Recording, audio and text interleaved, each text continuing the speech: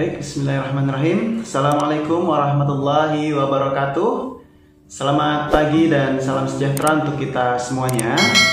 Selamat datang kepada Pak Iswahyudi, SPFRS, PhD Apoteker, selaku Ketua Program Studi Farmasi Fakultas Kedokteran Universitas Tanjung Pura. Dan tentunya kami juga tak lupa mengucapkan terima kasih atas kesediaan narasumber yang telah meluangkan waktu untuk berbagi kepada kita semuanya, khususnya kepada peserta PKL pada hari ini. Pelaksanaan kegiatan PKL ini adalah sebagai bentuk kegiatan kuliah kerja nyata mahasiswa atau KKNM, bahwa bentuk KKN-nya itu dalam praktik kerja lapangan atau yang kita sebut dengan PKL. Nah, khususnya di sarana pekerjaan kefarmasian, yaitu di apotek. Yang pertama mengenai manajerial atau manajemen pengelolaan perbekalan farmasi, baik itu obat, alat kesehatan, dan bahan medis habis pakai. Kemudian dilanjutkan dengan materi yang kedua, yaitu aspek pelayanan farmasi klinis. Selanjutnya sambutan dan pengarahan dari Ketua Program Studi Farmasi kepada Bapak Iswahyudi, kami persilakan. Selamat datang Pak Iswahyudi. Assalamualaikum warahmatullahi wabarakatuh. Waalaikumsalam warahmatullahi wabarakatuh. Ada suppositoria nanti, ada injeksi, ada yang berbentuk inhaler, ya, ada yang semprot itu, ya. Jadi nanti kalian harus memperluas wawasan kalian, melihat, jangan buang-buang waktu dengan kalian isi waktunya dengan yang bermanfaat. Lihat koleksi obat di apotek, ya. Jadi nanti misalnya lihat koleksi narkobanya bagaimana, ya, narkoba. Dan untuk lihat koleksi narkoba ini perlu iman yang kuat, ya.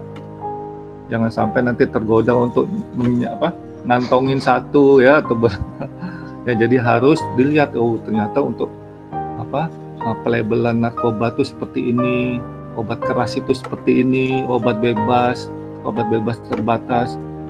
Jadi nanti pada saat profesi kalian udah punya bekal yang pemahaman tentang spesialite obat itu udah sedemikian mendalam, karena kalian sudah mendapatkannya di tingkat sarjana. Jadi ini ibaratnya seperti kalian menerapkan pengetahuan farmakologi, ya, farmakologi tentang obat ini untuk penyakit apa, ya, efek sampingnya apa, kontraindikasinya apa. Itu kalian dapat ilmu dengan isi waktu lah di apotek itu. Lihat koleksi obat di apotek itu apa, buka brosurnya. Kalau perlu ambil brosurnya, kumpulin satu-satu, bawa pulang ke rumah, koleksi, sambil nanti daripada main HP nonton drama Korea, kalian bisa lihat sambil baca-baca brosur obat yang lebih bermakna, yang lebih bisa memberi manfaat buat pekerjaan kalian di masa yang akan datang, gitu, ya. Jadi itu sekedar pengantar dari saya. Dan terus terang, kalau untuk sekarang di apotek mungkin lebih mudah, karena sekarang banyak obat-obat itu dalam bentuk sediaan jadi, ya, bentuk sediaan jadi, tidak banyak mungkin nanti ada beberapa apotek yang mungkin dia harus obat-obat dalam bentuk racikan. Nah, ini untuk obat-obat apotek-apotek tertentu, misalnya obat apotek-apotek yang banyak melayani resep dokter anak, ya, atau misalnya dokter spesialis kedokteran jiwa, itu nanti obat-obatnya akan banyak dalam bentuk racikan, ya, bentuk pil, bentuk serbuk. Nah, itu juga akan menambah wawasan kalian dalam hal bagaimana menyiapkannya, bagaimana menghitung dosis, ya, bagaimana menghitung dosis sehingga dosis sesuai dengan dosis yang diminta oleh dokter, bagaimana memasukkan serbuk ke dalam pil, ya, bagaimana membungkus puyer, ya. Itu adalah keterampilan-keterampilan dasar yang harus dikuasai oleh seorang farmasis. Ya. Jangan sampai nanti di apotek gimana cara bikin pil bingung, ya. Bagaimana cara bikin puyer, melipat puyer aja nggak bisa, ya. Bisanya cuma melipat nasi bungkus misalnya. Jadi harus tahu bagaimana keterampilan teknis dasar, karena nanti kalian di apotek untuk tingkat S1 ini adalah levelnya adalah sebagai teknis kefarmasian, bukan sebagai apoteker, belum, ya. Jadi belum mungkin nanti untuk interaksi ke pasien mungkin tidak sebanyak pada saat tingkat profesi, lalu juga untuk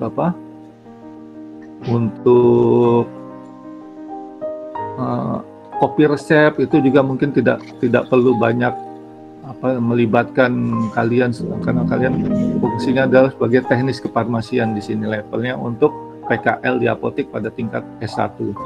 Jadi saya rasa demikian ke Pak Hadi dan juga para narasumber dan juga para mahasiswa sekalian, pesan-pesan yang bisa saya sampaikan di sini. Jadi pesan terakhir adalah gunakan waktu untuk PKL ini dengan sebaik-baiknya untuk menimba ilmu dan memperluas wawasan kalian yang lebih banyak, ya, dan lebih bervariasi dibandingkan menimba ilmu di bangku kuliah yang mungkin monoton, ya. Tapi di sini kalian akan menimba ilmu yang sifatnya dinamis, ya. Tiap hari akan ada banyak peluang untuk menambah wawasan, ya. Dan juga tadi udah Pak Adi sampaikan, kalian melakukan PKL dalam masa pandemi sekarang ini. Jadi saran saya pada saat melakukan PKL jaga kondisi, ya, tetap gunakan masker, ya, lalu juga cuci tangan, sering-sering cuci tangan, ya, jaga kontak dengan pasien, dengan sesama di apotek juga jaga kontak, jaga pasien, lalu cukup istirahat, ya, karena di apotek juga nanti siap-siap juga harus siap minum vitamin, ya, vitamin. Nah, lalu juga berpikiran positif, jangan stres, ya, jangan mentang-mentang nanti PKL di apotek selalu stres dibawaannya, ya. Jadi dibawa senang, dibawa bahagia, karena kalian akan mendapatkan kesempatan untuk memperluas ilmu, memperluas wawasan dalam hal yang secara dinamis, ya. Jadi saya terima kasih kepada koordinator Pak Hadi dan Pak Fajar yang sudah mewujudkan pelaksanaan PKL untuk tingkat S1, ya, kali ini. Pada kesempatan ini mahasiswa silahkan gunakan waktu kalian sebaik-baiknya, manfaatkan kesempatan ini karena untuk menambah bekal kalian pada saat profesi atau juga nanti pada saat kalian terjun ke masyarakat. Ya, siapa tahu nanti di sini kita akan pada kesempatan PKL ini mahasiswa melakukan PKL ini nanti akan menjadi bisnismen, ya. Bisnismen, buka satu apotek, lalu nanti 2, 3, 4, bahkan sampai 10 di beberapa cabang di Kalimantan Barat, ya, mudah-mudahan sehingga nanti mudah-mudahan bisa bermanfaat. Saya tidak rasa demikian Pak Adi, terima kasih. Wassalamualaikum warahmatullahi wabarakatuh. Waalaikumsalam warahmatullahi wabarakatuh. Dan saya pamit, ya. Ya. Foto bersama dulu Pak Is, bagaimana Pak? Sama, boleh. Gimana caranya? Ya, silakan semuanya bisa mengaktifkan videonya, ya. Oke, ya. Boleh senyum terbaik, ya. Gayanya boleh juga. Oke, 1, 2, 3. Terima kasih banyak Pak Ais Wahyudi selaku Ketua Program Studi Farmasi, ya, yang sudah berkenan hadir untuk memberikan pengarahan dan juga membuka kegiatan kita pada hari ini. Oke, baik. Seluruh peserta dan juga narasumber serta panitia yang berbahagia, ya, pada pagi hari ini. Demikian tadi sudah kita saksikan bersama pengarahan dan juga pengantar dari Ketua Program Studi Farmasi Dr. Ais Wahyudi, PhD Apoteker. Dan selanjutnya kita langsung saja, ya, ke acara inti kita pada hari ini, ya. Acara pembekalan praktek kerja lapangan atau PKL di apotik yang dalam hal ini akan disampaikan oleh Apoteker Artika Mitasari Sarjana Farmasi dari Apotek Amanah yang akan membawakan presentasinya mengenai standar pelayanan kefarmasian khususnya di bidang manajerial. Nah, silakan Apoteker Artika Mitasari, apakah bisa di... Assalamualaikum warahmatullahi wabarakatuh. Waalaikumsalam warahmatullahi wabarakatuh. Saya Apoteker Artika Mitasari. Hari-hari dipanggil Mita, umur sekarang 29 tahun. Tinggalnya, kalau sekarang kebetulan tinggalnya di apotek di atas. Pekerjaannya ibu rumah tangga sekaligus pemilik dan apoteker di Apotek Amanah, Kota Baru. Saya S1-nya di Farmasi Unpad. Silakan, saya pandu dari sini Apoteker Artika Mitasari. Kalau nanti misalnya mau di next, boleh disampaikan ya. Oke, siap. Assalamualaikum warahmatullahi wabarakatuh. Waalaikumsalam warahmatullahi wabarakatuh. Kesempatan yang sudah diberikan kepada saya untuk memberikan sedikit bekal ke teman-teman mahasiswa sebelum nanti turun langsung PKL di apotek. Sebelumnya izinkan saya memperkenalkan diri dulu. Next, Bang. Oke. Bapak. Perkenalkan, nama saya Apoteker Artika Mitasari, panggilannya hari-hari Mita. Usia 29 tahun, tinggalnya di Tani Makmur di Apotek Amanah di atas. Pekerjaan ibu rumah tangga sekaligus pemilik plus apoteker di Apotek Amanah. Sekedar info, apoteker pemegang SIA itu sudah tidak saya pegang lagi, itu dipegang sama apoteker Ersa, S1 Untan juga. Saya selaku apoteker kedua. Pendidikan S1-nya di Farmasi Untan angkatan 2008, pendidikan profesinya di UII Yogyakarta. Next. Nah, ini profil. Sedikit perkenalan dari Apotek Amanah. Kita ada Instagram, ada di Facebook, ada di fanpage. Silahkan di like dan follow. Next. Nah, di apotek itu secara luas ada dua yang perlu dimanajemen. Manajemen manusianya, SDM-nya, karyawannya, stafnya, dan yang satu lagi obat. Nah, untuk obat ini nanti terbagi lagi. Seperti yang tadi Pak Hadi sampaikan, ada dari sisi manajerial, manajemen obatnya, dan ke pasiennya, klinis. Next, Pak.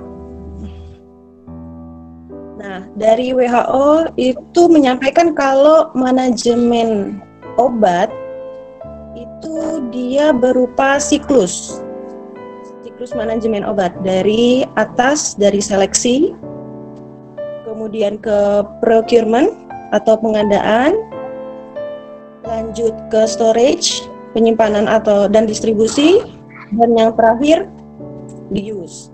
Nah, nanti saya lebih fokusnya dari seleksi sampai ke penyimpanan. Nanti yang klinis lebih lanjut nanti sama apoteker Urainita. Nah, siklus ini didukung sama beberapa hal, yaitu organisasi, financing, manajemen informasi, dan SDM-nya itu sendiri. Next.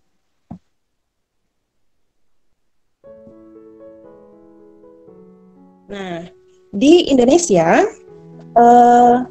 standar pelayanan kefarmasian di apotek itu diatur dalam Permenkes 73 tahun 2016. Next. Maaf itu ralat ya, maksudnya PMK 73 2016. Nah, di mana di PMK 73 tahun 2016 itu di situ disebutkan kalau standar pelayanan kefarmasian di apotek itu meliputi dari pengelolaan sediaan farmasi, yaitu obat, bahan obat, obat tradisional dan kosmetik, termasuklah di situ juga alat kesehatan dan bahan medis habis pakai. Nah, yang kedua, next, yaitu pelayanan.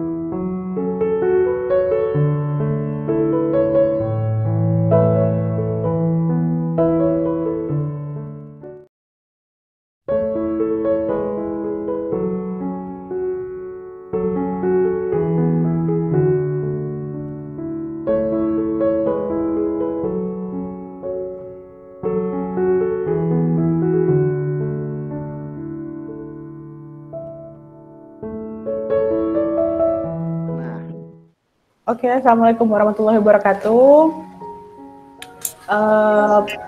Sebelumnya mau memperkenalkan diri dulu, mungkin Ya, silakan. teman-teman sekalian agak asing. Saya apoteker Uraimita Destia S.Pharm. Untuk saya narasumber dari Kimia Farma Apotik. Jabatan saya di Apotek Kimia Farma sebagai Pharmaceutical Manager di Kimia Farma 32 di Jalan Tanjung Pura, Unit Bisnis Pontianak. Untuk apoteker sendiri, saya untuk apoteker kemarin belajarnya di Universitas Tanjung Pura, sedangkan untuk S1-nya saya di Universitas Islam Bandung. Salam kenal untuk calon rekan-rekan sejawat semuanya. Oke, salam kenal untuk semuanya. Tentunya berbeda dengan apotek yang non BUMN ya. Nah, dari non BUMN kita tadi telah mengundang apotek amanah ya. Oke, untuk selanjutnya mari kita undang dengan hormat Apoteker Uraimita Destia Sarjana Farmasi dari Apotek Kimia Farma. Dipersilahkan, apakah Sudah, Pak. Oke, siap. Silakan Apoteker Mita. Ya, baik, terima kasih Pak Hadi. Assalamualaikum warahmatullahi wabarakatuh. Waalaikumsalam. Perkenalan, jadi saya apoteker Uraimita Destia. Untuk sebutan di Kimia Farma sebagai apoteker pengelola apotik, kalau misalnya di Kimia Farma itu sebutan kita seluruh Indonesia sama, yaitu Pharmaceutical Manager di masing-masing cabang. Jadi kebetulan saya pegang perizinan sekaligus manajerialnya di Kimia Farma 32, tepatnya itu di Jalan Tanjung Pura. Jadi sudah hampir 4 tahun saya bekerja di office centernya Kimia Farma di Jalan Tanjung Pura. Langsung masuk ke materi aja ya. Jadi nanti di sini hanya beberapa poin-poinnya aja yang bakal kita jelaskan di slide. Jadi lebih ke implementasinya di Kimia Farma seperti apa. Jadi nanti kalau misalnya di akhir ada yang ingin ditanyakan, baik tentang standar pelayanan kefarmasian secara klinis di Kimia Farma, ataupun misal ada yang pengen kepo gimana pengadaan di Kimia Farma, bisa ditanyakan di bagian sesi tanya jawab nanti. Bisa next, Pak. Ya, ruang lingkup untuk standar pelayanan kefarmasian di apotek itu masih sama berdasarkan Permenkes nomor 73 tahun 2016, di mana standar pelayanan farmasi di apotek itu ada 2, yang tadi udah dijelaskan oleh Kak Mita tentang pengelolaan sediaan farmasi, alat kesehatan, serta bahan medis habis pakai. Yang kedua, ini tentang pelayanan farmasi klinis di Apotik Kimia Farma sendiri. Next, Pak.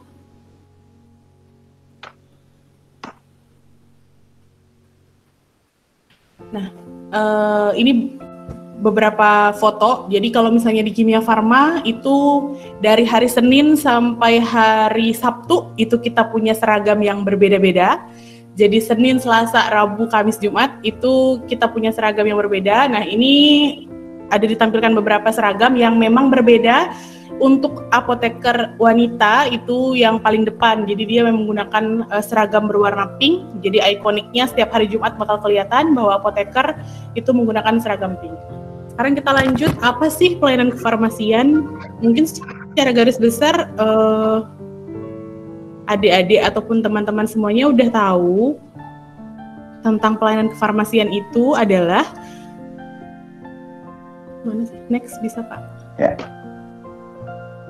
Ya, pelayanan kefarmasian itu adalah suatu pelayanan langsung di apotik dan bertanggung jawab kepada pasien langsung berkaitan dengan sediaan farmasi dengan maksud untuk mencapai hasil yang pasti. Sehingga nanti hasil akhirnya, goalnya adalah kita meningkatkan mutu kehidupan pasien.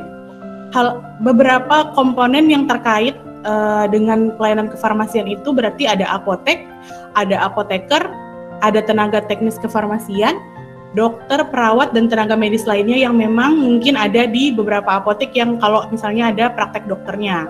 Nah, untuk S1, seperti yang tadi sudah ditekankan bahwa untuk S1 kita itu mungkin fokusnya ke tenaga teknis kefarmasian, tapi tidak menutup kemungkinan kita menutup mata dengan tugas apoteker. Karena apa? Karena goal ke depannya, pasti kan kita sebagian besar itu mau kuliah lanjutan profesi apoteker. Jadi sedikit banyaknya antara kuliah S1 dan apoteker itu pasti sangat berkesinambungan. Selanjutnya, next Pak.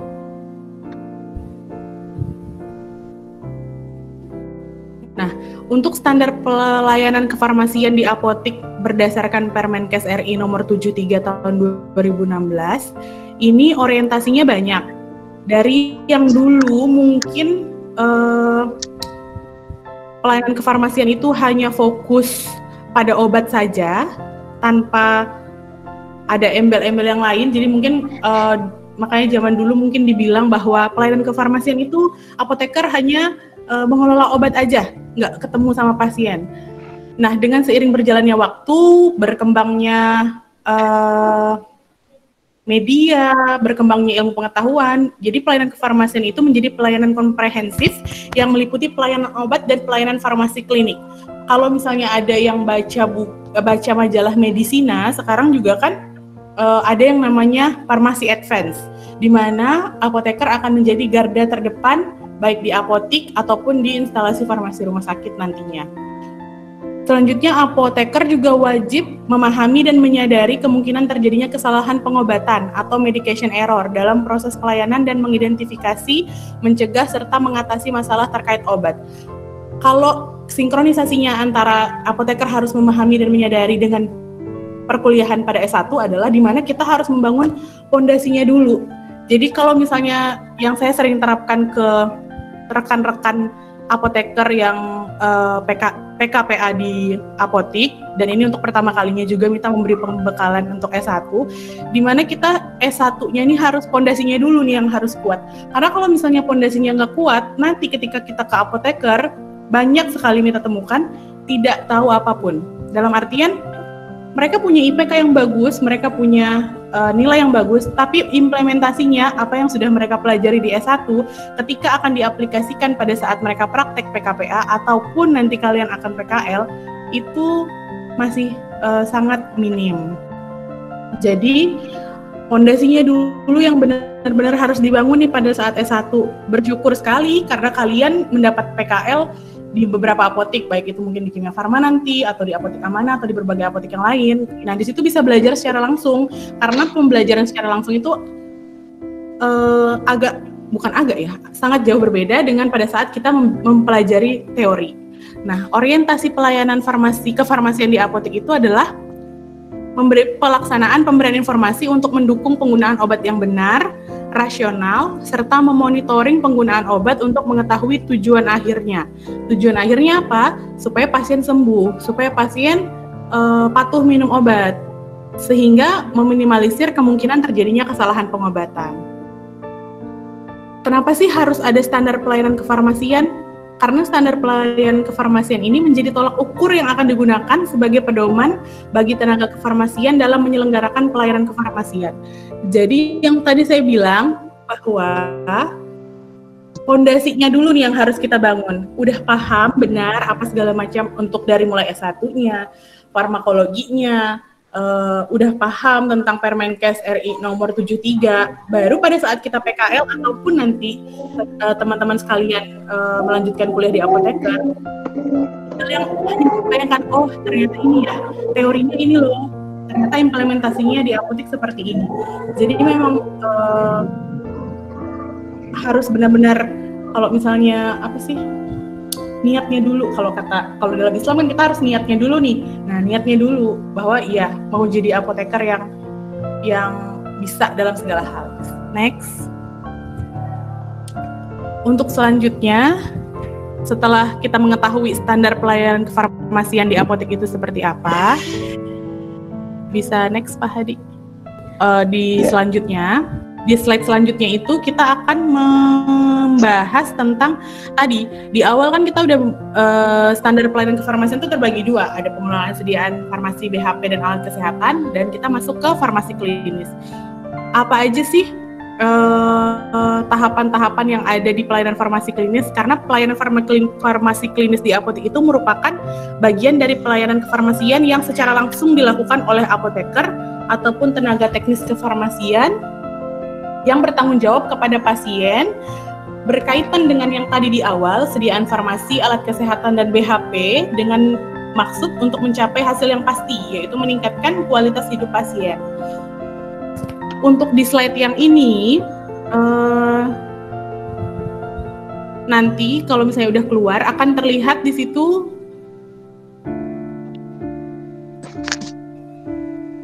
pelayanan apa saja yang termasuk dalam pelayanan farmasi klinis.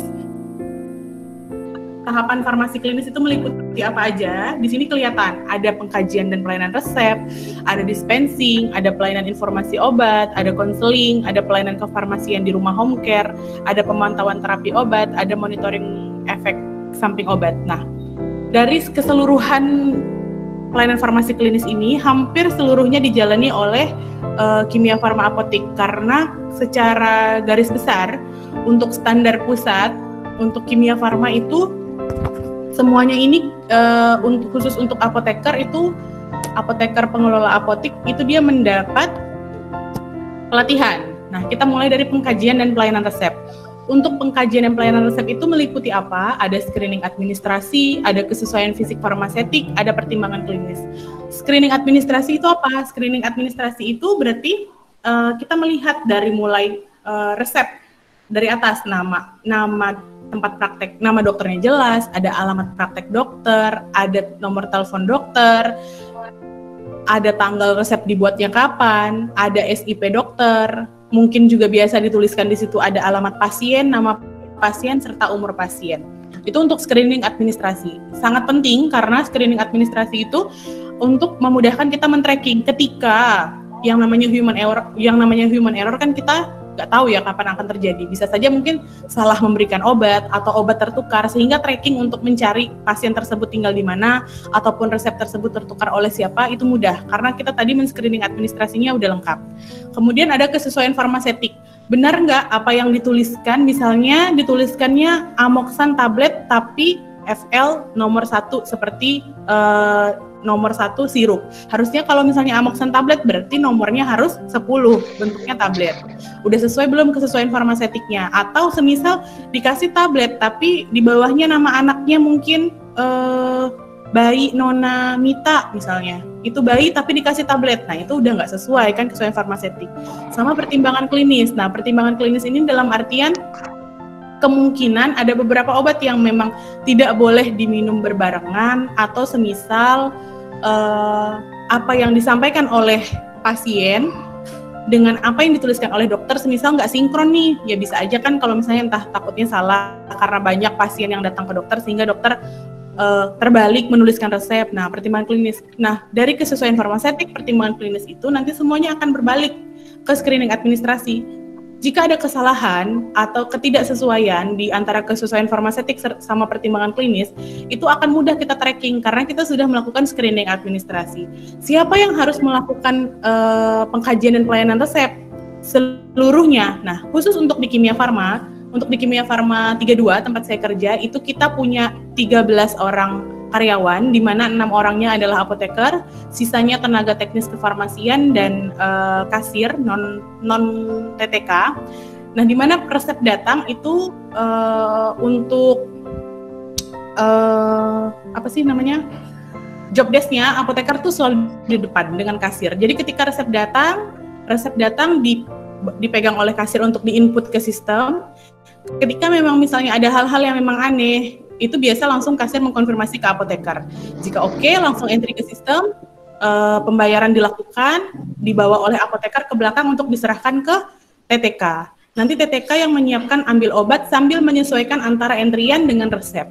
Setelah diambil oleh TTK, nanti ditulis yang antara orang yang di depan. Jadi kebayang nggak kalau antara apoteker yang ambil resep obat di depan, terus dibawa ke belakang diambil oleh TTK untuk disiapkan obatnya, kemudian dituliskan etiketnya, kemudian dikemas menggunakan kertas klip serta masukkan etiketnya, baru dikembalikan lagi ke apoteker, itu melalui beberapa tahapan dan dipegang oleh beberapa orang. Fungsinya apa? Fungsinya tadi untuk meminimalisir kesalahan. Belum tentu apoteker yang di depan itu merasa sudah benar, maka harus dipindahkan ke belakang. Tadi masuk ke bagian dispensing, berarti kita harus melakukan penyiapan, penyerahan, sama PO yang terakhir. Nah, dalam tahap penyiapan dan penyerahan itu tadi, itu fungsinya apoteker menyerahkan ke belakang dipegang oleh TTK. Nanti TTK di belakang itu, ya maksudnya kita posisinya waktu S1 akan berada di belakang layar, di mana kita akan menyiapkan obat. Kesesuaian obat dengan yang di entry di kasir depan sesuai tidak. Pada saat nulis etiket, otomatis kita akan membaca resepnya, membaca resep, membaca nama pasien, oh bener nggak? Oh sesuai nggak antara resep dengan yang di entry? Itu sudah 3 kali, ibaratnya 3 kali filter untuk mengecek apakah resep tersebut benar atau tidak. Nah, terakhir adalah ketika udah siap, dikembalikan lagi ke apoteker yang berada di depan untuk memberikan pemberian informasi obat. Nah, pemberian informasi obat ini untuk di Kimia Farma 32 itu masih wajib dilakukan oleh apoteker. Jadi kita punya satu tempat khusus untuk melakukan pemberian obat, dan itu kalau misalnya di kita bahasa kita tuh singgasana apoteker di situ. Apoteker duduk di situ untuk memberikan pemberian informasi obat. Informasi apa yang diberikan? Semuanya, baik dari aturan pakai, cara minumnya bagaimana, diminumnya pagi, siang atau malam, sesudah makan atau sebelum makan. Dan selalu menanyakan kembali kepada pasien apakah ada pertanyaan atau apakah ada lagi yang bisa dibantu. Untuk apa? Untuk melihat apakah pasien tersebut mengerti atau paham dengan apa yang disampaikan oleh apoteker. Apakah pemberian informasi obat itu boleh diberikan selain apoteker? Kalau untuk di Kimia Farma tempat saya bekerja, itu TTK masih boleh memberikan informasi obat, tapi tidak dari dokter spesialis. Jadi kita ada dokter umum, dokter BPJS sama dokter spesialis. Untuk memberikan informasi obat yang di luar dokter spesialis itu masih boleh dilakukan oleh TTK ketika ada penekanannya ketika memang apoteker tidak berada di tempat. Selanjutnya, tadi kan pada saat dispensing di akhir kita memberikan informasi obat. Selanjutnya untuk pelayanan farmasi klinis ada pelayanan informasi obat. Ini kegiatan pemberian informasi dilakukan oleh apoteker. Tadi saya sebutkan wajib dilakukan oleh apoteker, tapi ada beberapa hal untuk di Kimia Farma yang biasa, kalau di Kimia Farma 3 karena office center biasanya ramai, bisa lebih dari 100 resep satu hari. Nah, itu biasa kita kewalahan untuk yang malam. Jadi beberapa resep yang memang dari dokter umum yang misalnya cuma paracetamol sama batuk flu itu biasa diserahkan oleh TTK. Nah, untuk pelayanan informasi obat itu adalah kegiatan pemberian informasi obat dilakukan oleh apoteker. Medianya bisa melalui apapun, baik itu leaflet ataupun misalnya dia dapat resep, berarti kita memberikan informasi berdasarkan etiket yang kita tulis, bisa melalui leaflet, bisa melalui gambar atau poster. Nah, untuk PIO ini, contohnya dalam pandemi COVID-19, untuk pelayanan informasi obat itu sangat banyak. Jadi, selain pasien datang bawa resep, biasa juga kalau misalnya nanti belajar akan ada namanya swamedikasi. Swamedikasi pun di dalamnya ada komponen pelayanan informasi obat, di mana penggunaan obat di situ akan diberikan informasi oleh apoteker, baik penggunaan vitamin itu seperti apa, apalagi sekarang yang lagi hits adalah penggunaan dexamethasone. Nah, dexamethasone wajib hukumnya apoteker memberikan penjelasan karena beberapa minggu terakhir ini banyak orang yang mencari dexamethasone dalam jumlah box-box. Karena apa? Karena berita di luar itu udah tersebar bahwa dexamethasone bisa untuk mencegah COVID-19.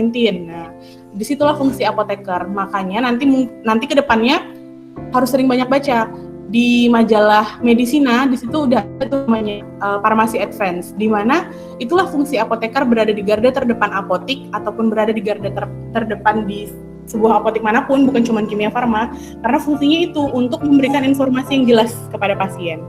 Selanjutnya ada pelayanan farmasi klinis konseling.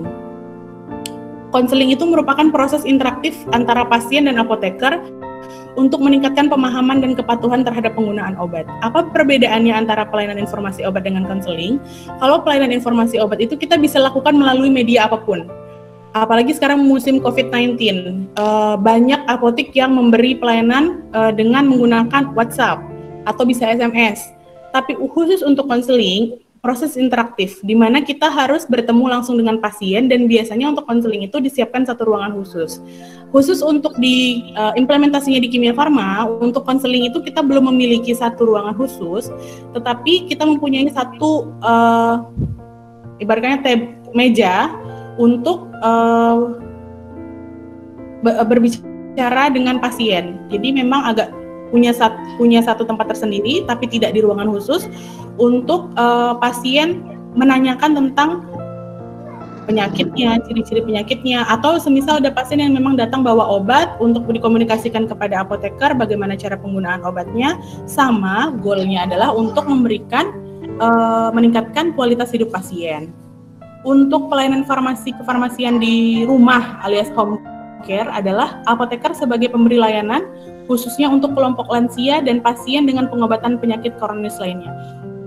Implementasinya di Kimia Farma sendiri, saya sebagai apoteker di Kimia Farma 32 melakukan home care itu 1 bulan 2 kali, tapi sudah 2-3 bulan terakhir ini tidak melakukan pelayanan kefarmasian di rumah karena pandemi COVID-19.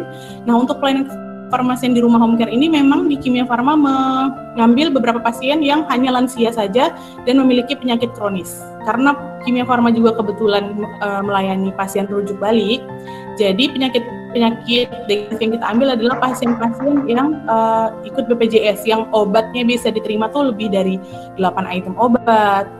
Fungsinya apa sih kita apoteker memberikan layanan khusus ke rumah? Karena kalau misalnya ibu-ibu lansia, udah pasti satu akan sulit untuk memahami kapan obat ini diminum,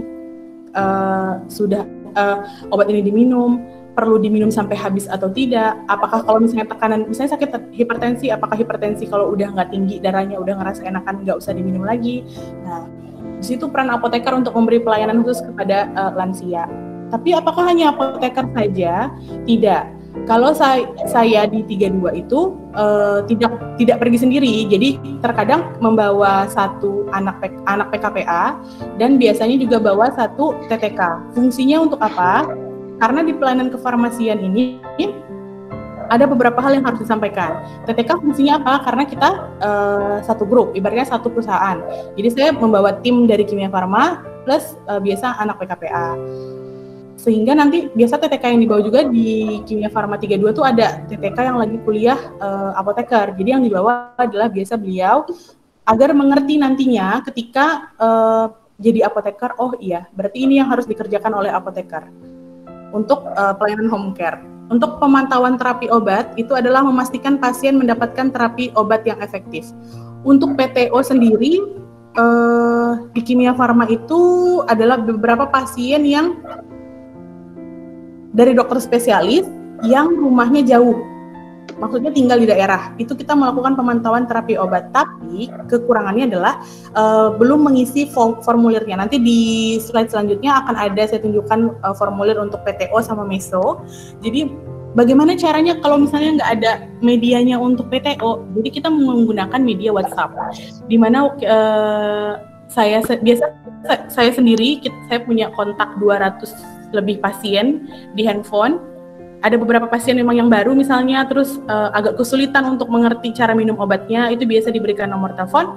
Nanti biasanya beliau menanyakan apakah harus bagaimana cara jadwal minumnya, bagaimana cara pemakaian misalnya insulinnya, atau misalnya ada setelah minum obat ini terasa nyeri di dada, nah itu PTO. Apakah nanti ketika dia setelah minum antibiotik ini tiba-tiba keluar reaksi alergi? Enggak, biasa kan kalau misalnya reaksi alergi harus pada saat itu juga. Nah, dengan adanya fungsinya PTO dan melalui WhatsApp itu lebih cepat penanganannya, nanti tinggal kita arahkan ke rumah sakit atau ke apotek terdekat. Untuk monitoring efek samping obat, ini belum ada dilakukan oleh Kimia Farma ya. Untuk program nantinya itu ada, tapi untuk spesifiknya seperti apa, monitoring efek samping obat itu adalah kita memonitor. Jadi misalnya dari dokter spesialis, contohnya dari dokter spesialis di Tanjung Pura itu ada dari dokter Nike, biasanya memberikan pasien sakit gula darah plus ada infeksi. Biasa diberikan levosin, diamikron MR, sansulin log-G dispopen. Nah itu monitoring efek samping seharusnya karena banyak sekali obat yang diterima oleh pasien. Apoteker wajib mengisi form. Ada form namanya form meso, nanti di slide selanjutnya akan saya tunjukkan form meso. Nanti di situ akan dituliskan reaksi. Berarti kalau monitoring efek samping obat kan setelah dia minum obat, nanti bagaimana? Nah biasanya nanti untuk program selanjutnya masih sama. Kita akan melakukannya monitoringnya melalui WhatsApp.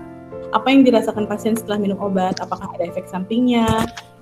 Apakah ada efek yang lain yang dirasakan setelah minum obat? Nanti biasa dicatatkan di form tersebut. Ini gambaran secara garis besar tentang dari mulai resep itu datang, kemudian kita baca resepnya, kalau di Kimia Farma atau di apotek manapun, kemudian di-input di sistem, dilihat persyaratan administrasinya bagaimana, kemudian lanjut lagi di penyiapan obatnya, di dispensingnya, setelah disiapkan, kemudian dilakukan PIO oleh apotekernya langsung di meja apoteker. Ini kebetulan di Kimia Farma yang di Jakarta. Kemudian ada konseling, yang bagian pojok atas itu konseling. Biasanya untuk konseling ini beberapa pasien yang mengalami infeksi saluran kemih, atau biasa pernah juga di Kimia Farma itu suami istri untuk konseling tentang masalah mungkin reproduksi mereka berdua, bisa dilakukan di Kimia Farma, dan kita pernah melakukan itu. Maksudnya saya sendiri pun pernah melakukan itu. Kemudian ini yang di bawah ada home care, biasanya kita melakukan dengan yang lansia. Nah ini form PTO, terapi obat. Untuk penilaian subjektif itu nama pasiennya siapa, objektifnya tanda-tanda vital pasien bagaimana, asesmennya, plannya. Nanti di apoteker nanti pasti belajar metode SOAP. Kemudian yang warna kuning ini adalah meso. Untuk selanjutnya terakhir, ini akan menyinggung tentang apoteker di apotek juga dapat melayani obat non-resep atau pelayanan swamedikasi. Mungkin di teori kita sudah belajar apa itu swamedikasi. Kalau di Kimia Farma itu namanya UPDS, upaya pelayanan diri sendiri, di mana apoteker harus memberikan edukasi kepada pasien yang memerlukan obat non-resep untuk penyakit ringan dengan memilihkan obat bebas atau obat bebas terbatas yang sesuai. Jadi nanti kalau misalnya rekan-rekan semuanya praktek di apotik, tentang nanti melihat beberapa apotek baik di apotek Kimia Farma ataupun non BUMN, di situ kan kelihatan banyak orang yang misalnya, Mbak, saya mau cari obat flu untuk anak-anak umur sekian. itu namanya PDS atau kita sebut dengan komunikasi. Nah, untuk di kimia farma tadi menyinggung sedikit farmasi advance. Farmasi advance itu adalah garda terdepan kimia farma, garda terdepan apoteker di frontliner. Jadi selain kasir, kalau misalnya mungkin beberapa apotek non BUMN itu yang biasanya menjadi permasalahan itu adalah yang jaga bukan non TTK atau bukan non apoteker. Nah, kalau di kimia farma itu wajib di depan itu ada apoteker. Minimal satu shift itu kita pagi dua apoteker, satu kasir.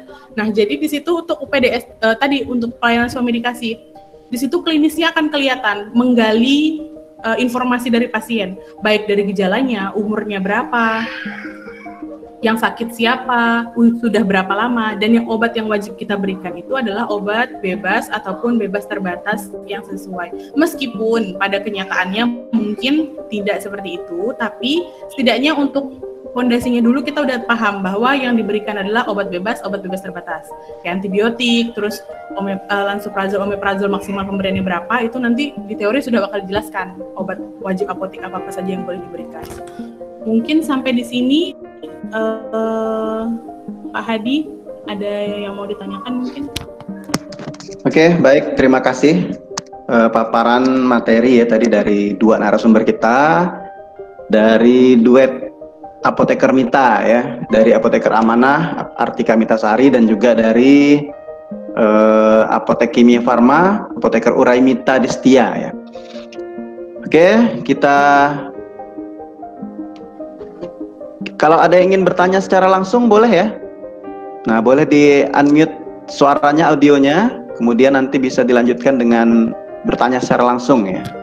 Boleh kita berikan kesempatan dulu ya untuk yang ingin bertanya secara langsung. Pagi. Ya, selamat pagi. Saya Ronaldo, mau bertanya. Silakan ditujukan ke siapa atau kedua-duanya kira-kira? Kedua-duanya, Pak. Ya.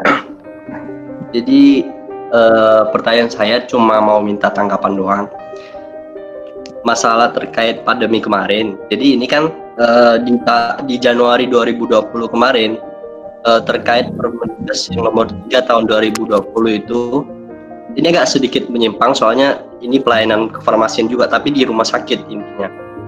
Tapi itu berdampak juga ke pekerjaan kefarmasian kita gitu. Jadi saya mau nanyakan tanggapannya.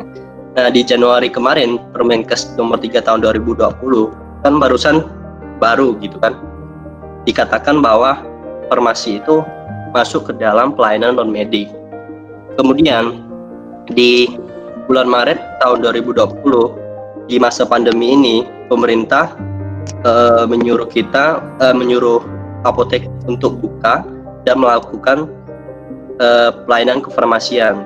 Terus PPIAI dari IAI sendiri menegaskan bahwa dia dari apotek ini bersedia untuk buka dan melakukan SPK ini.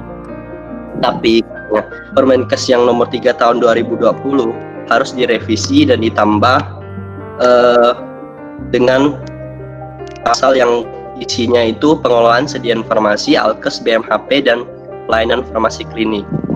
Saya cuma mau tanya tanggapan dari kedua narasumber gimana? Oke, bisa ditangkap narasumber ya pertanyaannya ya. Oke, mungkin yang pertama kita berikan kesempatan ke Apoteker Artika Mitasari ya dari Amanah. Silakan, bagaimana tanggapannya atas pertanyaan tadi? Kalau saya sih lebih ke serahkan kepada yang lebih yang lebih berwenang kali ya. Maksudnya itu setahu saya sudah dari PPIAI sudah ada tindakan, maksudnya sudah ada respon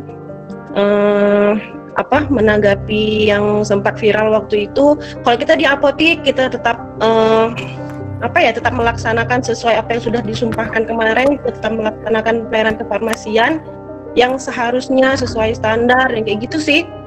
Yang penting kalau saya udah dapat info kalau misalnya dari IAI sudah ada semacam feedback lah ya mengenai itu, ya saya serahkan sama yang mereka yang lebih berwenang. Kita pun nanti di sini sibuk-sibuk sendiri, kita tidak bisa bersuara juga kan, capek sendiri ya. Mending kita fokusnya ngurusin pasien aja lah, kita jalan obat aja gitu.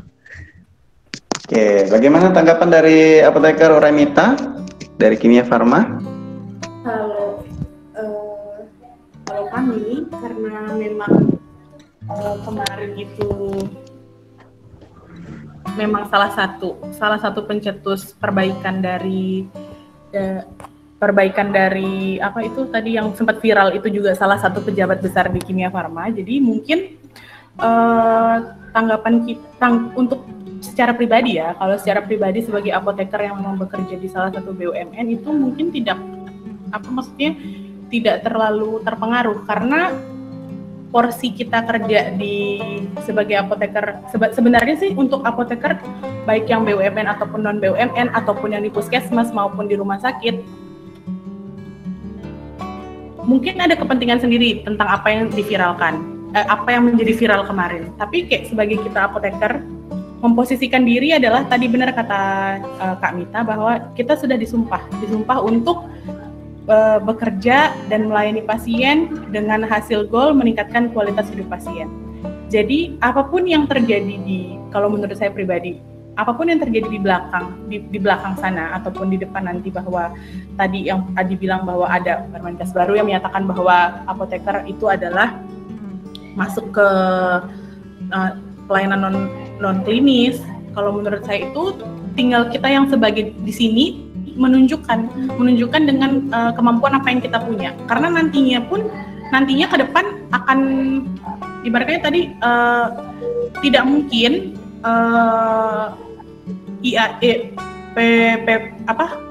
pejabat pusat IAI itu memberikan usulan untuk merubah, sedangkan di sisi lain pejabat pusat IAI juga merilis bahwa nanti akan ada farmasi advance. Berarti kan untuk sekarang nih apoteker tuh ya kalau benar kata Kak Bita, ya udahlah kita mah jualan obat, ngurus pasien, tenang-tenang aja. Karena nanti dengan sendirinya pun akan terbentuk sendiri mindset bahwa bukan lagi kita yang harus berada di belakang layar.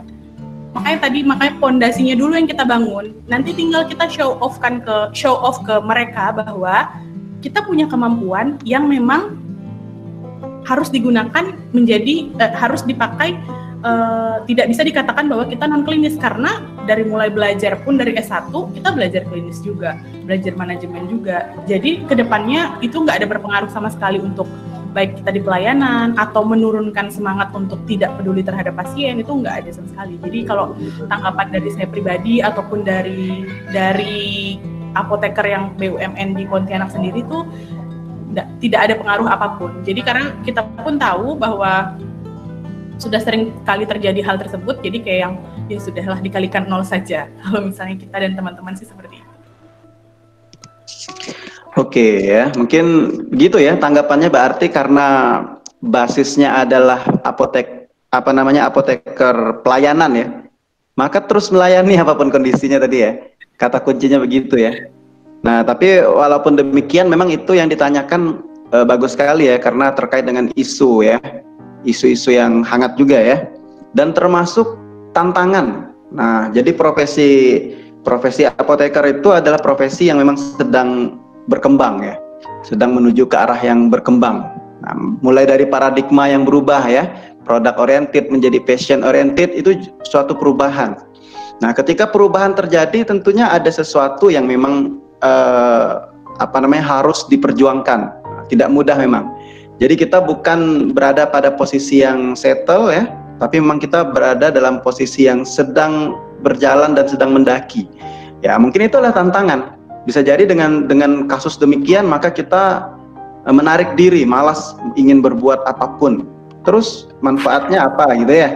Tapi yang pasti itu adalah sesuatu yang harus diperjuangkan. Ya itulah gunanya organisasi, mungkin demikian ya.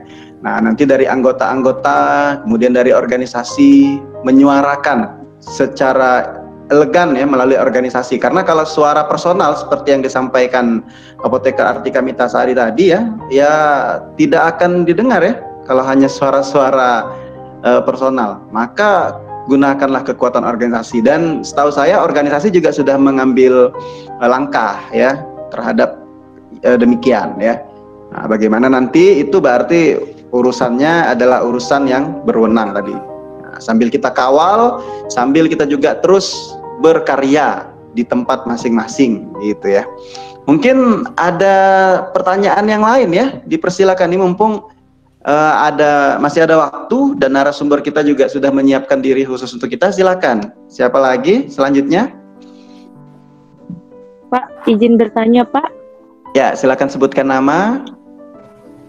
Perkenalkan, nama saya Siti Mukaromah. Saya mau bertanya ke Kak Uraimita.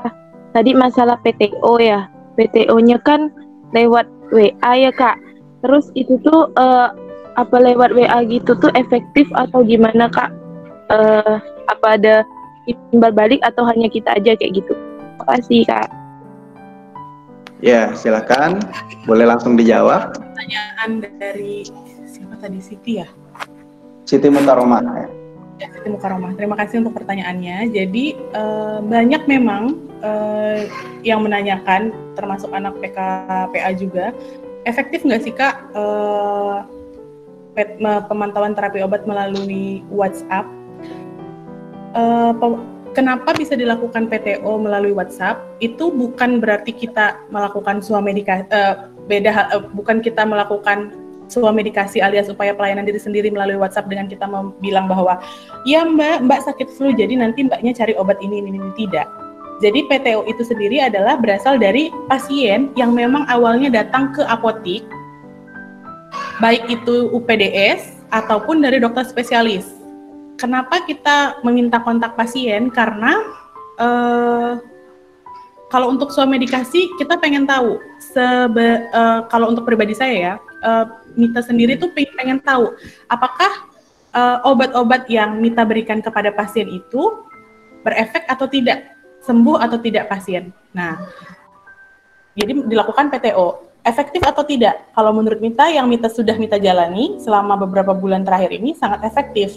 Karena sebagai contoh ada satu pasien dari Ketapang, beliau itu bawa anaknya sudah ke dokter spesialis, tidak sembuh juga. Jadi anaknya itu sakit kulit, penebalan kulit agak sedikit jadi kayak koreng dan bernanah. Datang ke apotik untuk membeli beberapa obat. Tidak perlu disebutkan obatnya apa-apa. Jadi memang ada kurang lebih 4-5 macam obat yang diberikan oleh saya sendiri ke ibunya pasien. Kemudian saya minta nomor telepon pasien dengan beberapa, jadi kayak kalau kita belajar kan ada terapi farmakologi sama non farmakologi. Yang itu dua itu dikombinasikan.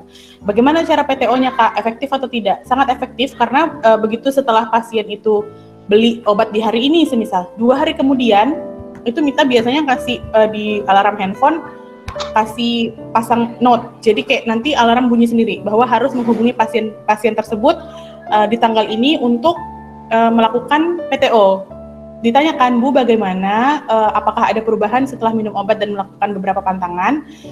Dan sejauh ini sampai detik ini ada timbal balik dari pasien. Jadi pasien bilang, oh iya terima kasih Bu, obatnya sudah blablabla. Nah, untuk kedepannya pasien yang sering di follow up itu akan menanyakan kembali, apakah kalau misalnya terjadi sakit yang kayak gini bisa menggunakan obat yang sama seperti yang kemarin Mbak berikan. Nah, jadi kita membangun pertama kali supaya pasien membangun trust. Ibaratnya pasien jadi percaya. Nah, sangat efektif ketika melakukan melalui WhatsApp, asal yang tadi memang rutin dilakukan dan memang misalnya harus dipantau 2 hari kemudian. Ya 2 hari kemudian memang harus di follow up kepada pasien. Ribet? Ya sangat ribet. Sibuk? Ya sangat sibuk. Tapi karena tadi niatnya bagaimana, pengen pasien itu sembuh, itu tadi memang harus benar kata Pak Hadi, harus ada usaha dan ada yang dikorbankan. Yaitu tadi waktu, terus berusaha untuk memfollow up sama pasiennya. Atau nanti muncul pertanyaan, Kak, bagaimana kalau misalnya kita udah follow up pasien tapi pasiennya nggak jawab, Ya kan kepentingan orang beda-beda, mungkin pasiennya lagi sibuk, atau memang mungkin ada beberapa pasien yang menganggap ini privasi, ya udah beli obat ya udah aja. Nah yang tadi makanya kalau menurut kita, kalau misalnya nanti kalian kuliah apoteker dan sudah lulus jadi apoteker, ataupun kalian TTK, ya tadi harus meningkatkan care dulu ke pasien. Kalau kita care tuh pasien tuh akan ngerasa, oh iya, kalau nggak mungkin dong kita SMS WhatsApp baik-baik terus tiba-tiba, oh nggak usah mah, nggak usah ditanya, saya mau udah sembuh. Enggak, biasa kalau kita SMS WhatsApp baik-baik tuh akan dibalas, meskipun hanya membalas sudah membaik, terima kasih. Nah, berarti kan apa yang kita berikan itu bermanfaat untuk orang. Paling itu aja sih, sangat efektif kalau menurut kita, karena kita melayani itu sendiri dan kita tahu obatnya apa, dan diberikan sign di WhatsApp bahwa pasien tersebut sakit ini, jadi untuk pemantauan terapi obatnya itu tidak terlalu susah dan sangat efektif. Oke. Jadi begitu ya, berarti apoteker di zaman now juga memanfaatkan media sosial ya? Iya, nah, Pak. salah satunya WhatsApp tadi ya. Oke, jadi tidak hanya untuk update status, tapi bisa juga lah untuk promosi ya. Selain itu juga media edukasi, pelayanan ya, bisa melalui media sosial. Berarti itu memang yang harus dilirik juga oleh apoteker ya. Nah, dan tadi berarti kata kunci yang kita dapatkan adalah caring with heart. Jadi melayani dengan hati ya. Maka segala sesuatu yang dilakukan dari hati, insya Allah akan sampai ke hati. Begitu ya, apoteker Mita ya. Wah. Nah, masalah honor belakangan ya, masalah keuntungan, masalah profit, yaitu seiring sejalan. Nah, karena profesi kita memang ada dua yang dihadapkan ya, satu memang aspek bisnis, profit, nah satu aspek pelayanan. Nah itu memang harus kita seimbangkan, karena kita bukan hanya usaha biasa ya, tapi usaha yang memang menyeimbangkan dari dua hal tadi ya. Nah, oke, selanjutnya di sini juga ada yang bertanya melalui chat ya. Nah, jadi ini ada Listia Wahyuni. Nah, saya ingin bertanya, apabila ada pasien yang membeli obat di apotek, misalnya obat A, beberapa bulan kemudian pasien itu datang lagi ingin membeli obat yang sama, namun lupa nama obatnya, hanya mengingat warna kemasan dan isi ya dalam kemasan. Nah, misalnya krim gatal-gatal ya, kemasan warna kuning, isi krimnya warna putih. Nah, dia menunjukkan ciri-ciri begitulah, yang tabletnya warna merah segala macam ya. Ternyata di apotek kita tidak tersedia ciri-ciri obat yang dijelaskan oleh pasien ya.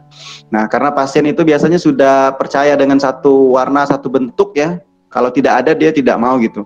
Tidak mau membeli obat di apotek tersebut. Bagaimana kira-kira secara profesional kita sebagai TTK atau apoteker yang melayani, bagaimana cara mengedukasi? Mungkin pernah di lapangan juga menghadapi demikian ya. Itu memang sering. Bagaimana apoteker Mita dulu ya, Artika Mitasari dari Amanah. Silakan. Kalau saya sih, jadi dia enggak bawa cuman ingat warna ya, sama isi. Ciri-ciri. Ya agak susah juga. Soalnya kalau misalnya krim gatal warna kuning, paling kita ingat-ingat apa ya krim gatal yang kita punya warna kuning, nanti kita coba keluarkan. Kalau emang ternyata tidak ada, ya gimana, daripada salah, nanti apotek nggak kena. Kalau dari Kimia Farma mungkin pernah pengalaman demikian, bagaimana caranya? Apoteker Remita. Kalau di Kimia Farma sendiri itu nggak cuma di Kimia Farma ya Pak, pasti semuanya pun pernah mengalami, dan pastinya bete karena orang di apotek baik TTK ataupun apoteker tuh dikira pasien luar adalah cenayang, di mana kita bisa menghafalkan seluruh obat dengan bentuk warna dan kemasan. Nah, untuk di Kimia Farma sendiri biasanya tuh sama, metodenya sama kayak yang Kak Mita bilang tadi. Jadi kayak misalnya untuk obat salep warna kuning atau warna putih, warna pink Mbak, kemasannya bentuknya ada gambar ini. Biasa kita coba keluarkan beberapa item obat yang memang menjelaskan ciri-ciri tersebut. Nah, biasanya untuk pasien sendiri pun lupa dengan warnanya benar nggak, hanya ingat warna sekilasnya kuning kayak gitu, tapi nama lupa. Nah, biasanya di sini untuk di Kimia Farma kan kita, kalau untuk Kimia Farma tuh seluruh pegawai untuk TTK maupun apoteker tuh kita selalu mengupgrade communication skill. Dimana nanti kan belajar manajemen juga nih. Nah, dimana nanti kita tuh imbas ke depan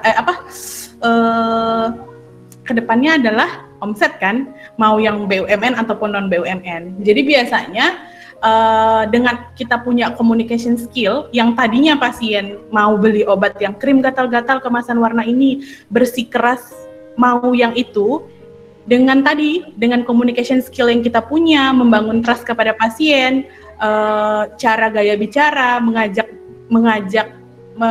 bagaimana caranya untuk mengajak pasien sehingga seperti menghipnotis pasien, jadi langsung berpikir, oh iya, lebih baik mungkin mbaknya bener juga nih beli yang lain. Nah itu tadi, kalau di Kimia Farma tuh itu, pantang halnya untuk kita, pasien tidak membawa obat keluar dari apotek. Jadi meskipun dia cari obat yang memang tidak ada warnanya menurut pasien, biasanya kita mencoba untuk bagaimana caranya pasien itu bisa kita substitusikan ke kalau tadi salep ke salep yang lain. Jadi salep yang lain ada Bu merek yang ini bla bla bla bla bla bla ya, dengan majas hiperbola sedikit lah. Jadi sehingga mau beli. Nah, biasanya sih kita kayak gitu. Oke ya. Jadi intinya adalah mengedukasi lah ya. Mengedukasi, meyakinkan, berarti di situ yang diperlukan adalah teknik komunikasi, berarti yang memang tidak lepas dari seorang profesional seperti apoteker ya. Nah, kemudian sebenarnya banyak sekali nih pertanyaan yang masuk ya ke dalam chat kita, tapi kita coba lihat ya beberapa.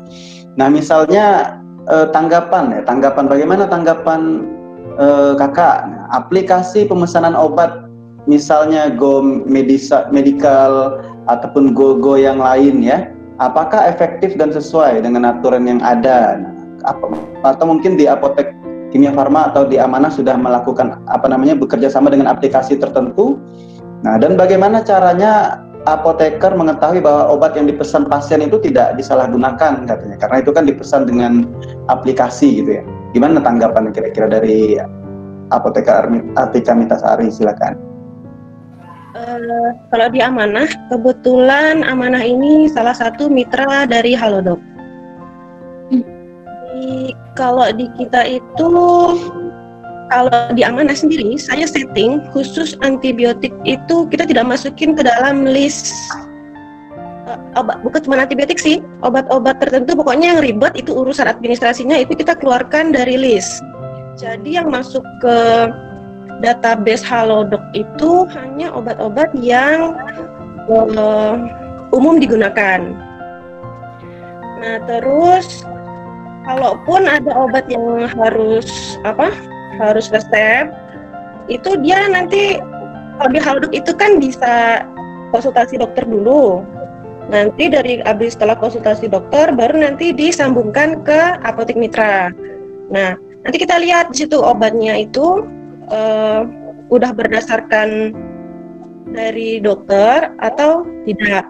Kalau tidak dari dokter, nanti ada kolom di situ untuk cara aturan pakainya. Kita juga ada simpan nomor HP-nya di situ. Jadi kalau misalnya ada apa-apa, kedepannya kita punya data pasiennya. Semua riwayat itu kelihatan. Kayak gitu. Oke. Ya, terima kasih tanggapannya. Kalau apoteker Uraimita bagaimana? Ada mungkin berlangganan ya dengan aplikasi tertentu misalnya?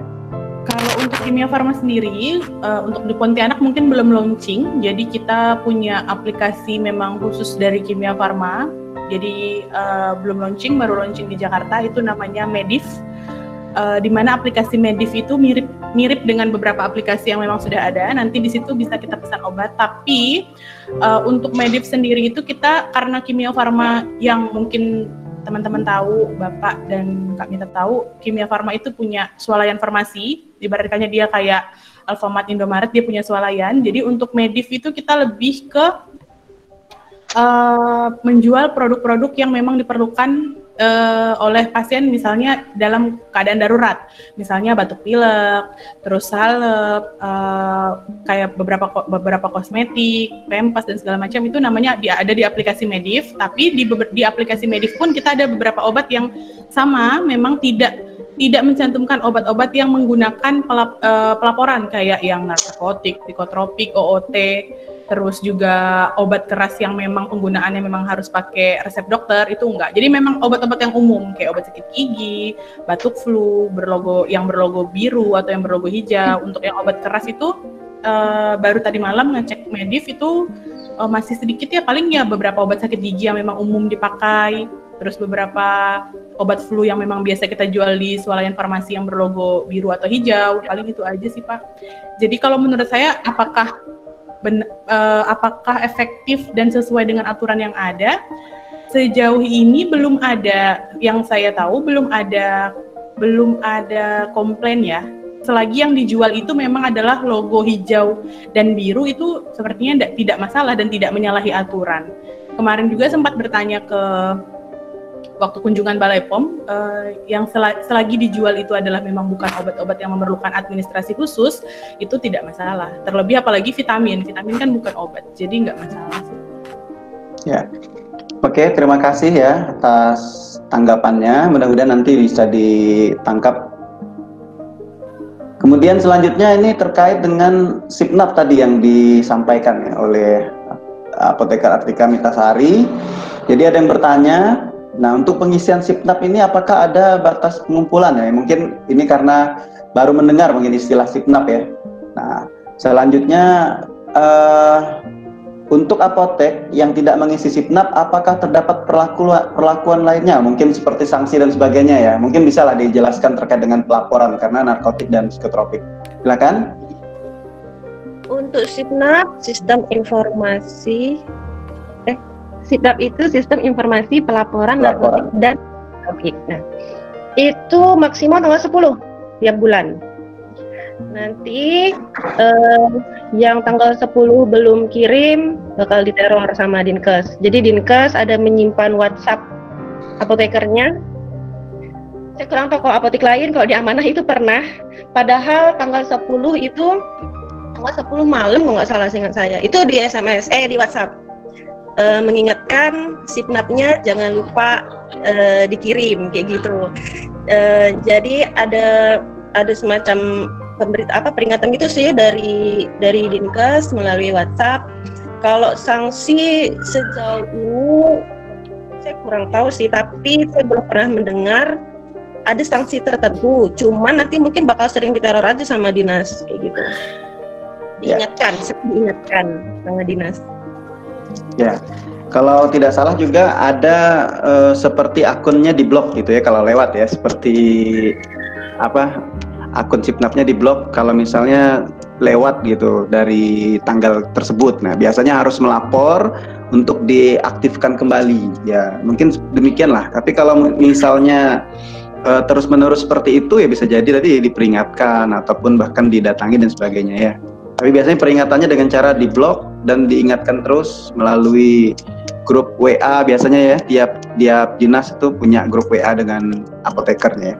Nah, masih melanjut ke pelayan tadi manajerial ya. Nah, jadi kan biasa berdasarkan Permenkes 73 2016 tadi, pelayanan itu biasa tadi katanya dilakukan oleh apoteker atau TTK. Nah, tapi kenyataannya biasanya juga bisa dilayani oleh non TTK misalnya.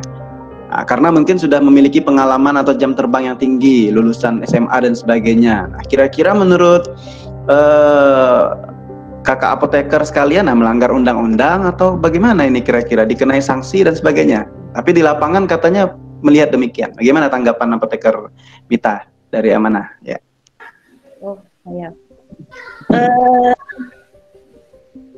Kalau dibilang melanggar atau enggak, peraturannya sudah ada sih ya.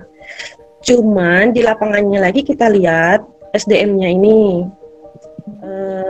Kalau di Amanah sih pelan-pelan. Awalnya kita apoteker cuma satu, saya sendiri dan TTK. Jadi ketika saya tidak ada TTK yang mengganti. Nah, sekarang pelan-pelan kita sudah ada tambahan apoteker satu lagi. Jadi dengan harapan pagi itu nanti apoteker Ersa yang standby, nanti kalau malam giliran saya kita yang standby. Nah, jadi kalau menurut saya sih kalau langsung kayak gitu susah juga karena SDM kita terbatas. Cuman ya kita pelan-pelan lah dari sana. Yang penting itu sih kalau menurut saya pelayanannya itu yang bertanggung jawab. silahkan kalau misalnya mau memberikan kewenangan kepada TTK-nya atau non TTK-nya silahkan, cuman yang bertanggung jawab. Karena nanti kalau ada apa-apa, kalau misalnya terjadi kesalahan oleh TTK atau orang yang udah dipercaya itu yang berpengalaman, nanti yang kena juga kitanya, apotekernya kayak gitu. Jadi kalau dari saya sih di lapangan silahkan mau memberikan kewenangan kepada siapa, TTK lebih baik, cuman yang bertanggung jawab kayak gitu. Ya. Oke, intinya ada hak, ada wewenang, ada tanggung jawab gitu ya. Kalau ada problem, terakhir yang kena juga tanggung jawabnya ada di penanggung jawab ya, pengelola atau apoteker itu sendiri. Oke ya, kita lari ke apa tadi? Apoteker Uremita ya. Nah, di sini yang ditanyakan terkait dengan home care. Nah, apakah ada kriteria tertentu seorang pasien itu yang akan kita berikan home care? Nah, tentunya kan tidak semua ya. Apakah ada kriteria tertentu dan kira-kira saat melakukan home care, nah apakah melibatkan tenaga medis lainnya seperti perawat atau terpisah kegiatan home care farmasi ini sendiri? Silakan. Kalau untuk home care, terima kasih untuk pertanyaannya. Kalau misalnya untuk home care itu sebenarnya secara keseluruhan tidak memilah-milah. Jadi memang kalau misalnya home care itu siapapun bisa kita lakukan home care, bisa atas dasar keinginan dari pasiennya sendiri atau memang dari apoteknya yang memang menyediakan layanan home care dengan tidak semua pasien, jadi memilih berapa pasien. Nah, balik lagi ke manajerial di apotik. Nah, apotik sendiri nanti yang menetapkan, seperti Kimia Farma ataupun mungkin Apotik Amanah yang menetapkan bahwa pasien yang di home care adalah dengan pasien yang memiliki kriteria khusus, lansia dan penyakit kronis. Kalau di Kimia Farma tuh lansia dan penyakit kronis. Kenapa? Karena tadi kita nggak punya SDM yang cukup untuk melakukan home care hampir ke seluruh pasien. Jadi kita dari lansia dan beberapa pasien yang memiliki penyakit kronis pun tidak semuanya. Kita pilah-pilah lagi, dibagi lagi. Jadi pasien yang memang usianya sudah 62 tahun ke atas dengan mengkonsumsi obat lebih dari 6 item obat. Biasa itu yang udah kena komplikasi yang kita lakukan home care. Terus apakah home care hanya apoteker dan TTK saja, Kak? Tidak. Untuk di Kimia Farma, karena kalau misalnya untuk penyakit komplikasi kan ada penyakit bisa jadi dia kena tekanan darah tinggi, gula darah, kolesterol. Otomatis harus dilakukan pengecekan kan? Pengecekan kolesterol yang dimana untuk pengecekan tersebut adalah kalau memang saya tidak tahu aturannya seperti apa, tapi tenaga medis yang lain yang kita berikan ranahnya adalah seorang perawat. Jadi biasa kita bawa perawat untuk melakukan pengecekan tekanan darahnya sama melakukan pengecekan gula darah serta kolesterol.